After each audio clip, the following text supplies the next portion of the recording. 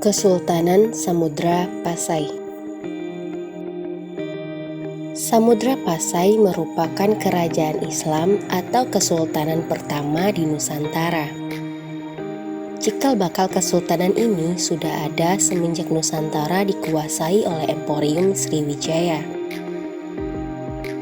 Kemegahan Kesultanan Samudra Pasai banyak dinarasikan oleh para penjelajah dunia. Sebut saja Marco Polo, Laksamana Cheng Ho, dan Ibnu Battuta. Hamka mengungkapkan bahwa sekitar tahun 1205 Masehi, tersiar kabar hingga ke negeri Mekah bahwa telah naik tahta seorang raja Islam di Aceh yang bergelar Sri Paduka Djohansyah, yang merupakan keturunan saudagar Muslim yang telah lama bermukim di sana.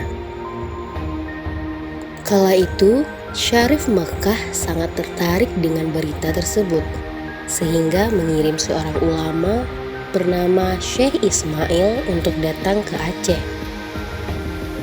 Dalam perjalanannya, Syekh Ismail singgah terlebih dahulu di Malabar dan bertemu dengan seorang sufi yang bernama Fakir Muhammad, keturunan Sayyidina Abu Bakar Siddiq, sahabat Nabi Muhammad SAW. Syekh Ismail dan Fakir Muhammad kemudian melanjutkan perjalanan ke Sumatera. Mereka singgah di Barus, Lamiri, dan Haru, bahkan sampai ke Perlak. Di Perlak, mereka memperoleh informasi bahwa negeri yang mereka tuju telah terlewat. Dan akhirnya mereka pun kembali. Sesampainya di negeri Pasai, mereka langsung bertemu dengan Morasilu yang merupakan seorang gempong samudra atau kepala negeri.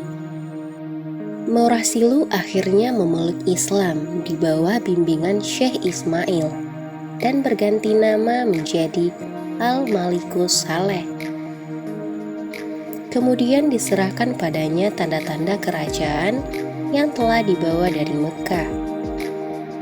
Pengakuan yang diterima Al-Malikul Saleh memakai gelar sultan datang dari Syarif Mekah yang saat itu berada di bawah naungan kerajaan Mamalik di Mesir. Berdirinya kerajaan Islam Samudra Pasai ini diperkirakan antara tahun 1220 hingga 1275 Masehi atau pada pertengahan abad ke-13 Masehi. Kesultanan ini terletak lebih kurang 15 km dari sebelah timur Lok Sumawe, Nangro Aceh, Darussalam. Nama Pasai berasal dari kata tapasai yang artinya tepi laut. Kata Pasai juga sinonim dari kata pantai, sehingga Samudra Pasai juga bermakna sebagai negeri di tepi laut. Sebelum memeluk agama Islam, daerah Samudra Pasai dipengaruhi oleh budaya, tradisi, serta agama Hindu dan Buddha.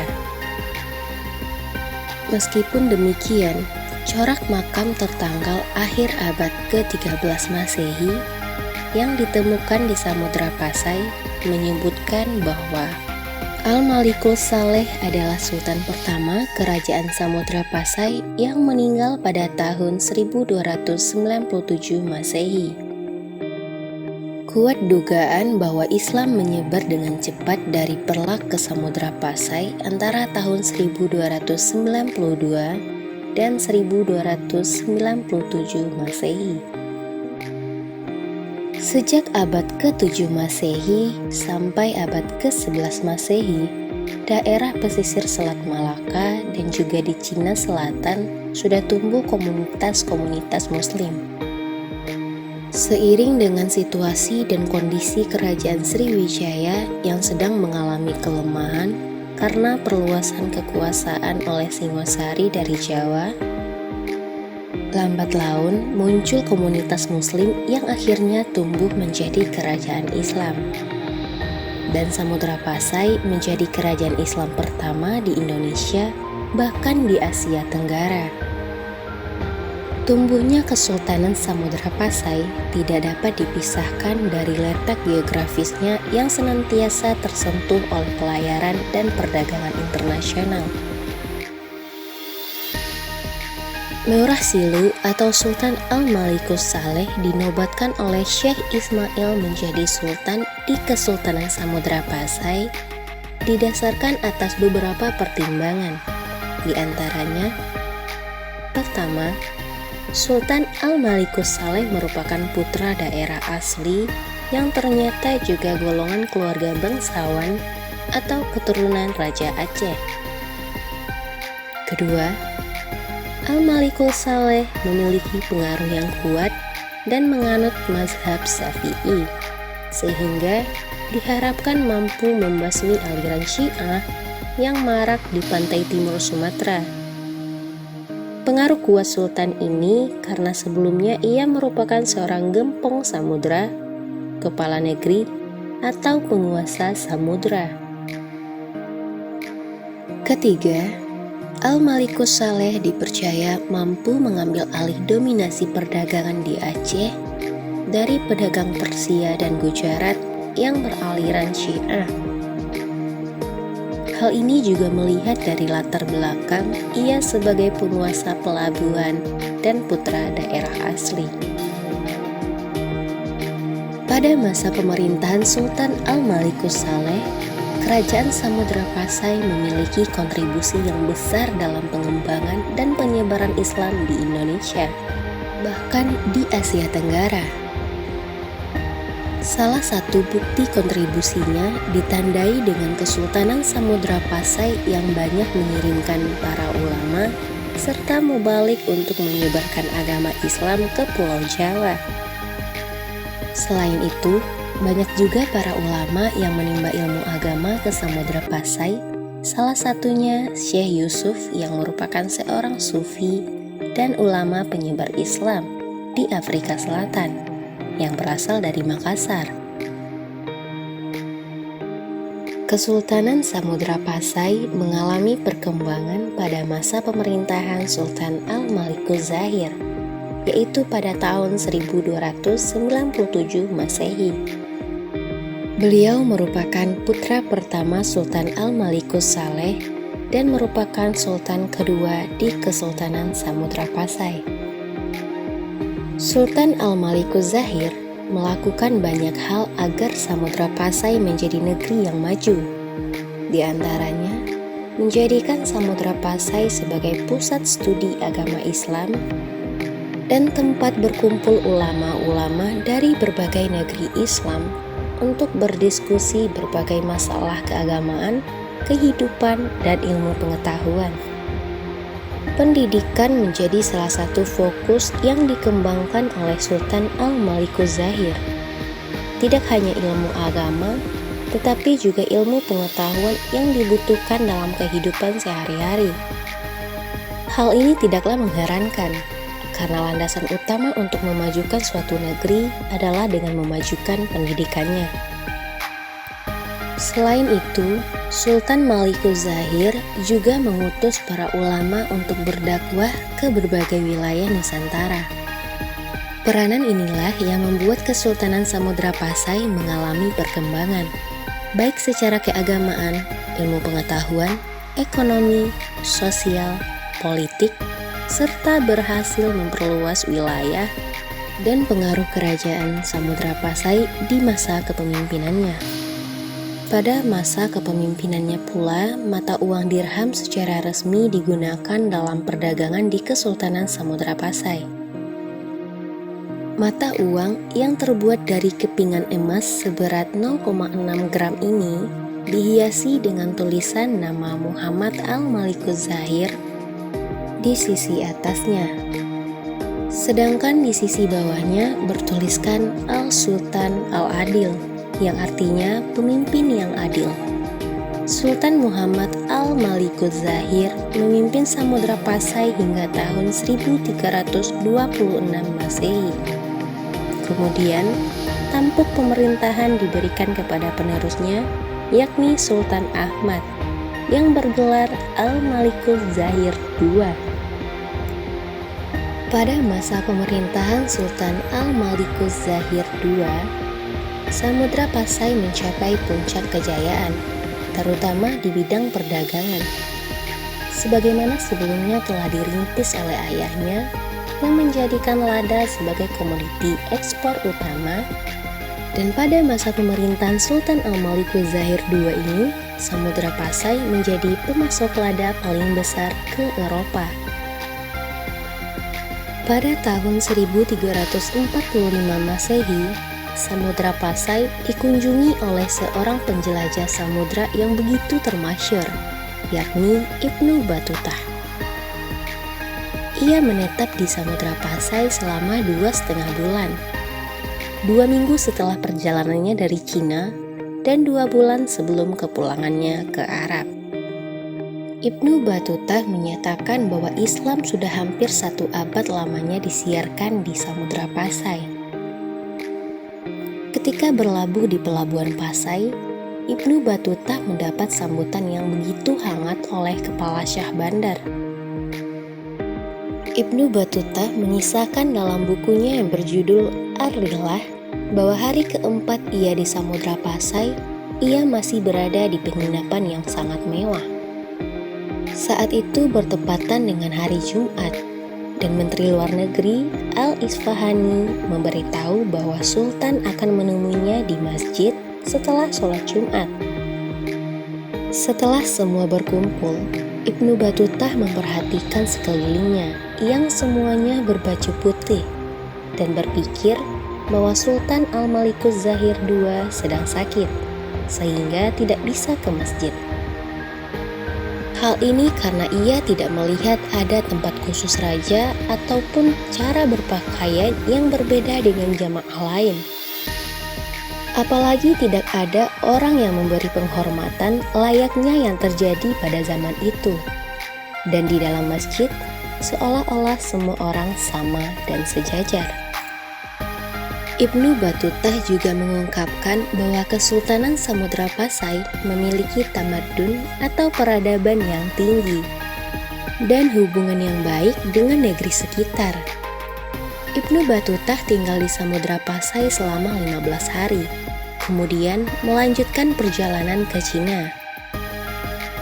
Ibnu Battuta sangat terkesan dengan kerendahan hati dari Sultan Malikul Zahir II.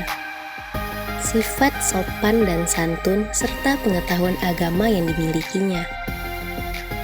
Ia menyatakan bahwa Sultan merupakan contoh tokoh petinggi atau raja yang baik di antara banyak petinggi Muslim lain yang pernah ia temui di dunia.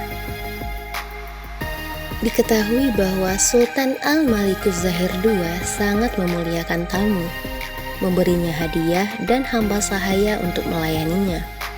Apalagi bila tamu tersebut seorang ulama seperti Ibnu Battuta. Kealiman Sultan dan kemajuan mazhab Syafi'i di negeri Samudra Pasai rupanya menjadi daya tarik kedatangan para ulama dari negeri lain, terutama yang bermazhab Syafi'i juga, seperti daerah Mesir, Mekah, Madinah, Pantai Yaman, Hadramaut, dan Malabar. Sehingga Samudra Pasai dikenal tidak hanya maju dalam bidang ekonomi dan perniagaannya, tetapi juga menjadi pusat pendidikan.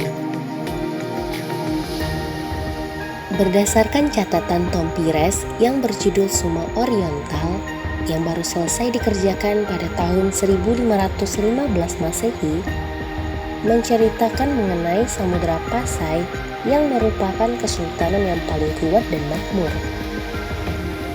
Wilayah kekuasaannya hampir seluruh daerah pesisir utara Sumatera. Diketahui juga bahwa Samudra Pasai merupakan kota kosmopolitan dengan banyak pedagang muslim dari Arab, Turki, Persia, Gujarat, Siam, Semenanjung Malaya, dan juga Jawa.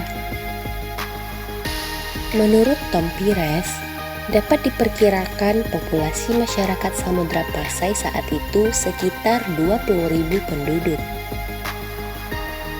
Dari catatan Tom Pires juga diketahui bahwa Samudra Pasai adalah kerajaan maritim yang tidak mempunyai basis agraris dan lebih ke perdagangan dan pelayaran. Pada saat itu, Samudra Pasai merupakan pusat penting penghubung antara pusat-pusat perdagangan di Nusantara dan luar Nusantara, ditinjau dari segi geografis dan ekonomi. Meskipun tidak memiliki basis agraris, Kesultanan Samudra Pasai menjadi pusat pengumpul komoditas perdagangan ekspor seperti lada, sutra, kapur barus, dan lain sebagainya yang diperoleh dari berbagai daerah. Kesultanan Samudra Pasai memiliki peranan yang sangat penting dalam penyebaran Islam di Asia Tenggara. Seperti Malaka yang menjadi kerajaan bercorak Islam karena memiliki hubungan yang erat dengan Kesultanan Samudra Pasai. Terlebih lagi adanya pernikahan antara putra-putri Sultan dari Pasai dengan Malaka. Sehingga pada akhirnya di awal abad ke-15 Masehi, tepatnya di tahun 1414 Masehi, tumbuhlah Kesultanan Malaka. Kejayaan Kesultanan Samudra Pasai mulai meredup setelah Sultan Al-Malikus Zahir II meninggal dunia pada tahun 1348 Masehi. Tampuk pemerintahan Samudra Pasai jatuh ke tangan putranya yang masih kecil, yakni Zainal Abidin. Zainal Abidin naik tahta pada tahun 1350 Masehi, 2 tahun setelah meninggalnya Sultan Al-Malikus Zahir II. Akan tetapi, tidak lama setelah Zainal Abidin naik tahta, datang angkatan perang dari Siam dengan siasat licik dan menangkap Sultan serta membawanya ke negeri Siam. Di sana, Sultan menjadi tawanan Raja Siam. Dengan persembahan emas yang banyak, akhirnya Sultan Zainal Abidin yang masih kecil dibebaskan oleh Raja Siam. Namun tidak lama setelah peristiwa penculikan, datang pula serangan dari Kerajaan Majapahit yang saat itu berkuasa di Pulau Jawa. Serangan ini semakin melemahkan Kesultanan Samudra Pasai. Pada tahun 1405 Masehi, seorang admiral Islam dari Tiongkok, yakni Laksamana Cheng Ho, berkunjung ke Samudra Pasai. Kala itu ia bertemu dengan Sultan Zainal Abidin dan menganjurkan agar Samudra Pasai mengakui persahabatan dengan Maharaja Tiongkok Kaisar Chengsu. Namun, di tahun yang sama, Sultan Zainal Abidin meninggal dunia dan tampuk pemerintahan digantikan oleh Sultanah Nahrisyah yang merupakan menantu dari Zainal Abidin. Pada tahun 1412 Masehi, Kerajaan Samudra Pasai dipimpin oleh Abu Zain Malikus Zahir. Tidak diketahui hingga tahun berapa ia menjadi sultan. Kemudian pada tahun 1513 Masehi, Samudra Pasai dipimpin oleh Sultan Mahmud Malikus Zahir yang menjabat di Samudra Pasai hingga tahun 1524 Masehi. Pada tahun 1521 Masehi, Portugis berhasil menduduki Samudra Pasai. Hal ini semakin meredupkan cahaya Kesultanan Samudra Pasai, hingga akhirnya pada tahun 1524 Masehi, Samudra Pasai berhasil direbut dari tangan Portugis oleh Kesultanan Aceh Darussalam, di bawah kepemimpinan Sultan Ali Mughayat Shah. Semenjak saat itu, berakhirlah Kesultanan Samudra Pasai yang berada di bawah naungan Kesultanan Aceh Darussalam.